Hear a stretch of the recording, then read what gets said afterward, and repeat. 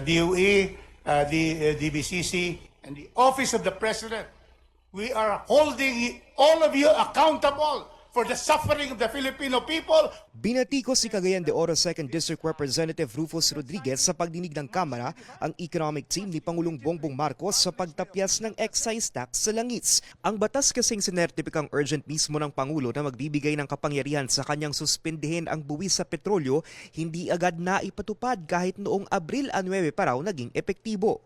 6 na piso sa kada litro ng diesel at 10 piso sa kada litro ng gasolina ang inaasahang mababawas oras na suspindihin ang fuel excise tax, bagay na hinihintay ng marami sa gitna ng sunod-sunod na pagsipa ng presyo sa langis. All the powers granted by Congress, and we are saying that any delay, Mr. Chairman, will make our people suffer, especially the transport sectors and everybody, because of the rise of commodity prices. Sagot ng Finance Department na kapag sumite na sila ng rekomendasyon bago pa man maging epektibo ang batas. Pero tikom ang bibig ng mga kinatawan nang tanungin kung ano ang nilalaman ng rekomendasyon. We don't want to preempt any announcement. Yan ang sagot. Sa anunsyo ni Pangulong Bongbong Marcos ngayong Lunes, April 13, sinuspende ang excise tax sa liquefied petroleum gas o LPG at kerosene. 3 pesos and 36 centavos ang bawas sa kada kilo ng LPG, higit 5 piso sa kada litro ng kerosene. Wala pang binabang plano sa gasolina at diesel. Aminado naman ng Finance Department na sa paparating pa lang na inventaryo ng langis maging applicable ang tapyas. Bagay na kwinestyon ng isang mambabatas dahil ang ibig sabihin nito, hindi raw agad-agad mararamdaman ang ginhawa sa mga consumer. It will be hard po with regards to admin feasibility, yung pagbawi ng excise tax ng mga inventories na nandito na sa Pilipinas. Hindi naman namin pinapabawi eh. Ang sinabi namin dyan is, you just give them credit for the amount that they have advanced.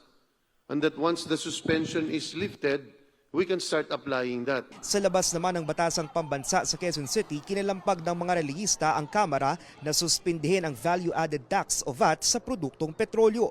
Ayon kay Marikina 2nd District Representative Miro Kimbo na pinuno ng Legislative Energy Action and Development Committee, bukas sila sa mungkahi pero kailangan pa raw itong masusing pag-aralan. Bukas sa April 14, aasahan ng unang rollback sa petrolyo mula nang pumutok ang sigalot sa Middle East dahil sa ceasefire. Pero ayon sa Energy Department, sa ilalim ng best case scenario kung saan may pangmatagalang kasunduan tungkol sa tigil putukan, mas mataas pa rin ang presyo ng diesel kumpara sa pre-crisis levels dahil sa sira sa oil infrastructures. In sort of a best case scenario, where a long-term agreement and cessation of hostilities is achieved, diesel at the pump could go down to 75 to 90 pesos per liter. But this will take a couple of months. Aminado naman ang opisyal ng Energy Department na maihahalin tulad sa kartel ang sistema ng presyohan ng mga kumpanya ng langis. Kartel ang tawag sa kasunduan sa magkakatunggaling kumpanya na kontrolin ang presyo sa merkado at mawala ang kompetisyon. Lingguhan ang pag-anunsyo sa price adjustments base sa galaw sa pandaigdigang merkado sa nakalipas na linggo. Ang ibang oil players naglalabas ng presyo ng mas maaga kaya may pagkakataon ng iba na itugma ito sa kanilang presyo. Na may makikitang cartel-like na mga behavior pati sa movement ng market. And if I may be frank, Mr. Chair, I think part of it was because of the Tuesday na sinabi ng gobyerno, Tuesday ang adjustment. Para sa mga impormasyong napapanahon at on-demand, Lance Mexico, Newswatch Plus.